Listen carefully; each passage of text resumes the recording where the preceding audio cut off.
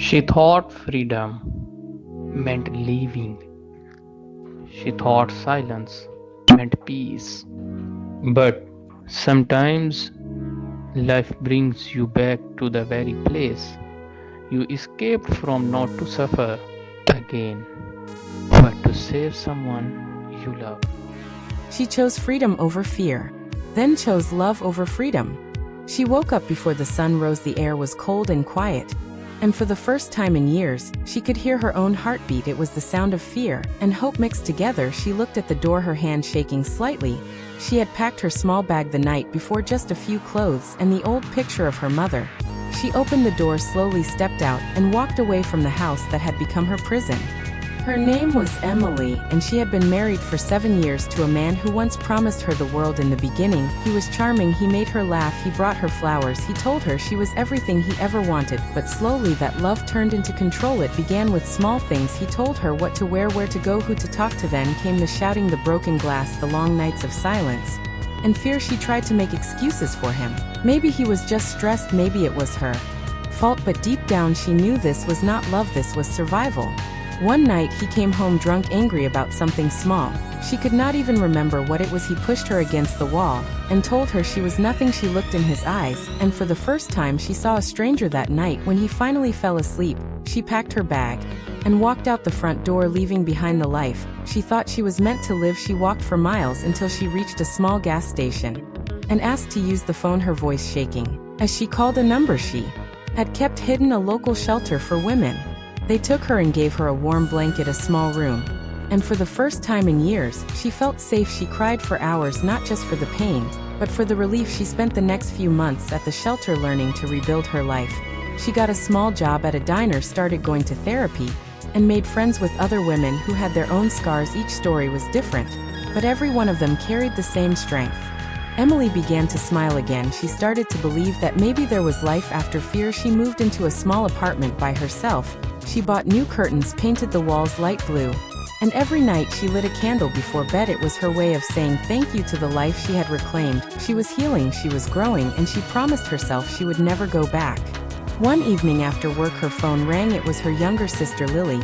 They had not spoken much since Emily left home. Their parents were gone, and Lily had stayed in their hometown trying to build her own life. Emily smiled when she saw her name, but when she answered, all she heard were sobs. Her sister could barely speak.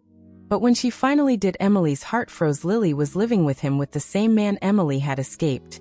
Emily dropped the phone. She could not believe it. Somehow after she left, he had found her sister and manipulated her the same way he had once manipulated Emily. Lily was only 22, young and trusting, and he had used that to pull her into his world. Emily felt her chest tighten. She knew the darkness that waited behind that door. She knew the fear and the pain, and she could not let her sister go through that. That night Emily could not sleep. She stared at the candle flame flickering by her bed, memories of her past flashing through her mind. She had spent years trying to move on, but now it felt like the past was calling her back. She whispered to herself, I have to go back, not for him, not for me, but for her. She took a deep breath, packed her bag again, and the next morning she was on the bus heading back to the town she once swore she would never see again. The streets looked the same, but everything felt different. Emily walked with purpose.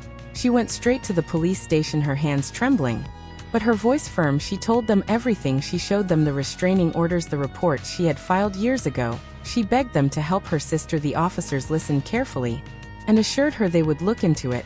But Emily knew she could not wait. She had to see Lily herself.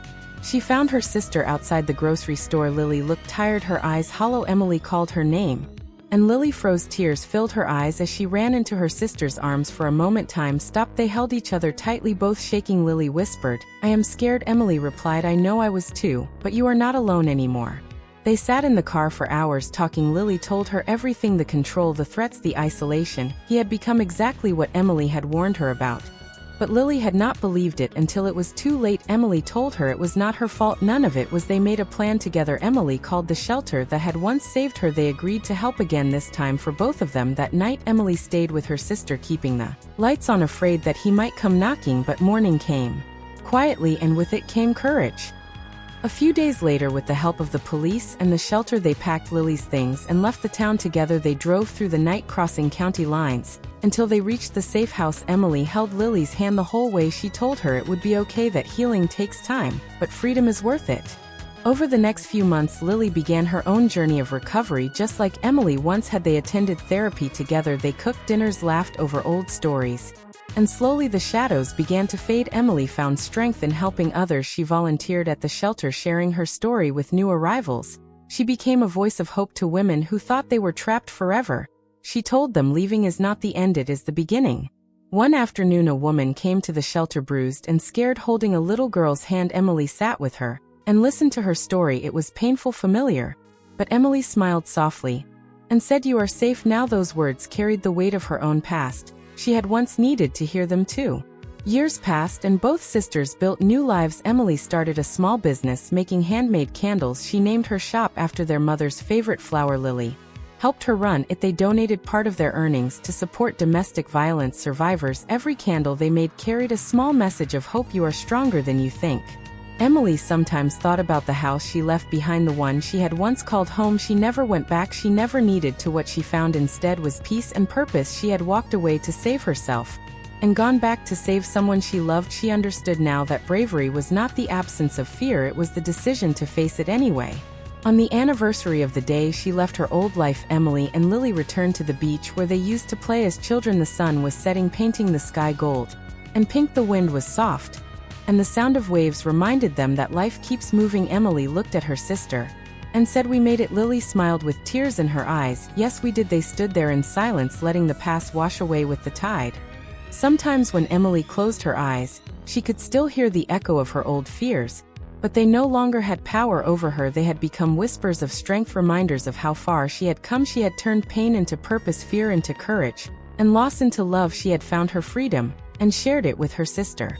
And so her story became more than just survival. It became a message to every woman who ever thought she could not start over. A message that no matter how broken you feel, no matter how dark it seems, there is always a way out. There is always hope. Today, the shelter where Emily once stayed has a small plaque on the wall. It reads, "Dedicated to Emily and Lily, two sisters who found the courage to walk away and the love to return for each other." Every woman who walks through that door sees their names and knows she is not alone. Emily often visits the shelter to speak with new arrivals. She tells them, "You may not see the light now, but one day you will look back and realize that leaving was the bravest thing you ever did. And maybe, just maybe, you will help someone else find their way too, because that is how healing spreads, one story at a time."